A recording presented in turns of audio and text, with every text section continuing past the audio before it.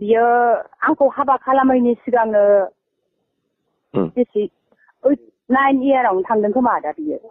9 year माने 2009 औ 2009 आव आच्छा औ ओमफ्राय नोङो जेब्ला बियो दाख्लैसो घटना जानानै थांबाय लानां खारनाय नों बेखौ खबर मोना मोनाखैमोन खबर माने मोनदों आदा पबित्रखौ मोनबा लंथं खालामनानै गिदिंहोनांगौ फैसालिखौ मोनबा सेन्डालनि माला आलायहोनानै गिदिंहोनांगौ जोंहा जन गारजि बिथाङा गावनि फेसबुकनि गेजेरजों मोनसे गेदेर बिबुंथि लिरनानै हरदों ओरैबायदि लाजिनांथाव माने बै पबित्रआ मानो थगायनांगौ जाखो आरोना ब्रादारा गावनाबोथ' हिन्जाव दंखायोनो गथ' दंखायोनो बे फैसालिखौ थगायनानै बियो लांखारना खारदों आरो फैसालिनाबो गोरोन्थि दोङो गावनि हौवाखौ गावनि गथ' गथायखौ गारनानै जे बियो पबित्रजों मोजां मोनलायहैनांगौ थांनांगौ मानि थाखाय मानो थगायजाखो दा बैफोरबायदिनो जोंनि बर' हिन्जावफोरा गुबुन हारिजोंबो गोबां थगायजाजायो आरोना गोबां लांखारनानै किडनेप खालामजायो मार्डार खालामजायो गोबां थगायजायो दा बैफोरबायदिनो फैसालियाबो गोदान दैखर नायगिरनानै गादलेदबाय आरोना गावनि आंगोआनो गावनि सासेयानो मोजां जायो बेनिखायनो गोदान नागिरनानै जेबो लाब गैया नंगौ दा पबित्रनि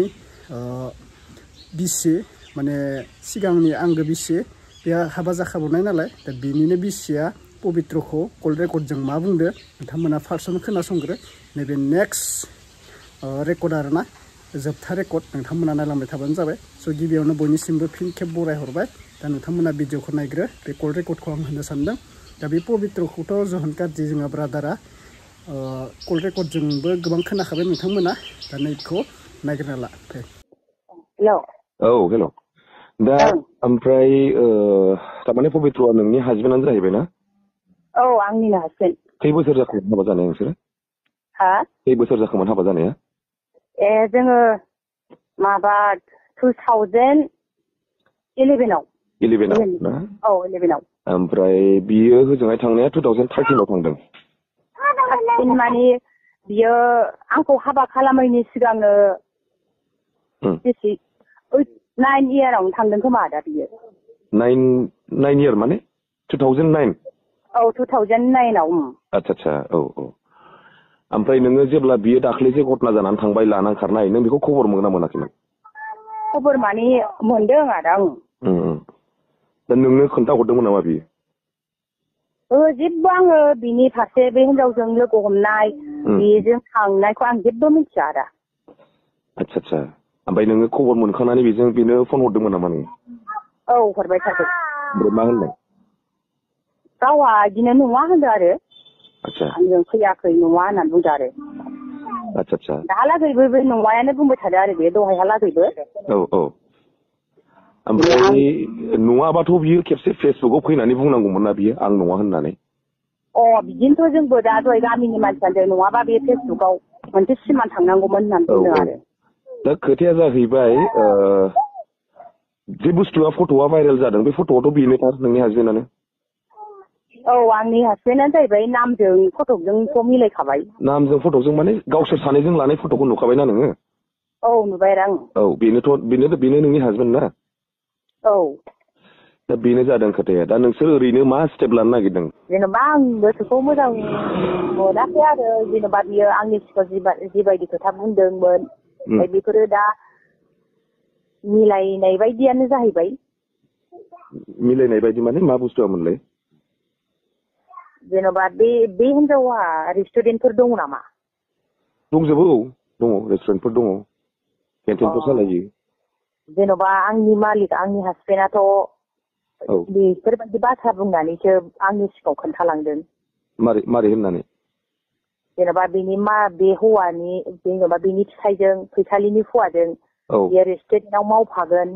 लोगोसेयैनो आं स्टाफआव थाफागोन होननानैसो बुंलांदों न'आव हाबनानै आंनि सिगाङाव फनावबो बुंदों आरो आच्छा थारमाने गाव होनदों आरो नोंना बोराया बिदि होनलांदों बे आंनि हासबेन्डआ आं स्टाफआव थाफागोन होननानै बुंदों आरो आच्छा फैसालिजों होनाखै हौवाजों होनना बुंदों स्टाफआव होनना बुंदों सासे फैसालिनि हासबेन्डजों बिदि होनदों बियो आच्छा बेनिफ्राय आरो बे जायगायाव जाय फैसालिनि रेस्टुरेन्टआव बिनि माखासे फुराना सिनियर लोगो बे हटेलाव मावदों आंनि आन्दाज आरो आदा आन्दाज खालामदां जेरै दहाय इउटुबारा होनदोंमोन मानसिया बे होनदोंमोन आङो माने सोमदोनखौबो सिनायो आं जों बेजों गवायावनो खामानि मावफाखानो मोननाय मानाय होनना बुंदोंना सोमदोन होननाय बे सोमदोन होननाया फकेरानि आरो आंबो मिथिगौ बेखौ सिगांनो बिसोर लोगोखामोन ओमफ्राय बियो गावनि जायबा लोगो दा गावनोबो मैया बे फट'खौ हरदों गावनि लोगोआ भिडिअ भाइरेल जानायखौ ओमफ्राय बियो बे गावनि लोगोआ बे फैसालिनि कन्टेक्टआव बेयाव रेस्टुरेन्टआव मावनाय बायदि मोनदों आरो आङो बायदि तारमाने बुस्थुआथ' जाहैबाय दा लोगो थोगोनिथ' खोथा गैला नालाय खोनाबाय तारमाने बुस्थुआ जाहैबाय जेनेबा खोथाया जाहैबाय जेनेबा नोंनोबो खोन्थाखादों फैसालिनि रेस्टुरेन्टआव स्टाफ हिसाबै जेनेबा फिसायजों थाफागोन मागोन होननानै नङा होमबा आंनि सिगाङाव बे हिनजावनि फारसे फैसालिनिबो नाम बुंफेराखै खेबसे सासे लोगोल' हमबाय थादों आदा बियो आतसा लोगो हमबाय थादों लोगो सासे लोगोजों आं लोगो हमनो होनदों ओमफ्राय बे मालिकनाव माबानानै फैनाय जाहैबाय आरो फ्लाइटजों फैदों बियो गुवाहाटिसिम आरो खोन्थानायालाय खोन्थादों रेस्टुरेन्टआव आं स्टाफआव थाफानो नागिरदों सासे लोगोजों होननानै बुंदों आरो बियो थांफिननायाव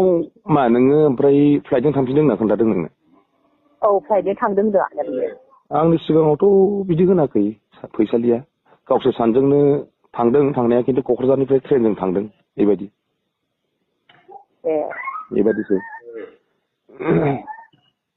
दा माथो अखानायैनो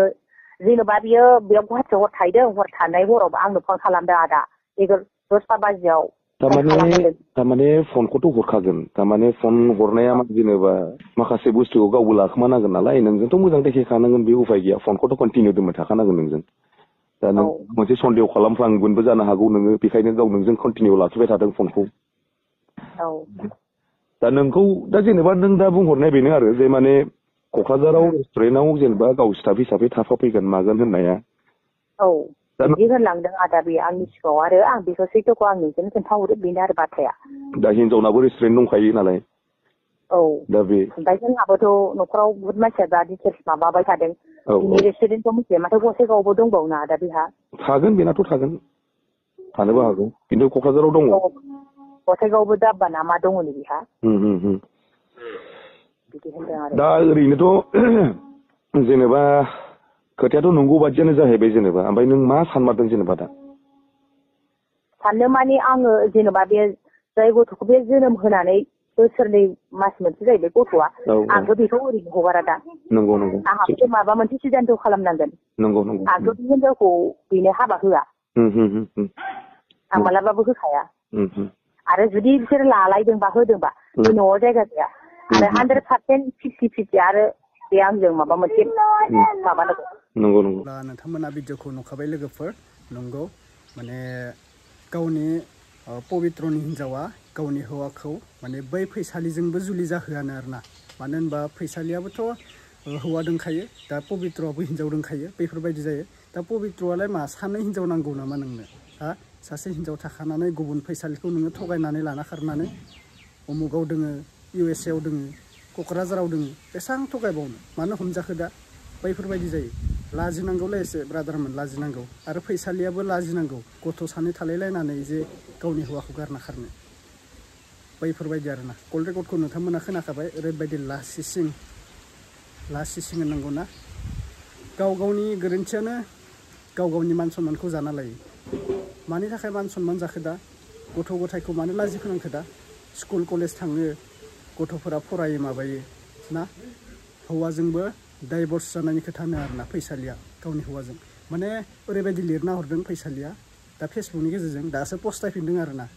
आङो न'आव थांफिनगौमोन आंनि हासबेन्डजों रायज्लायगौमोन होननानै थारमाने हौवाया बेखौ एक्सेप्ट खालामलिया न'आवबो एक्सेप्ट खालामला फनावबो एक्सेप्ट खालामला मानो नांफिनगो गुबुन हौवाजों थां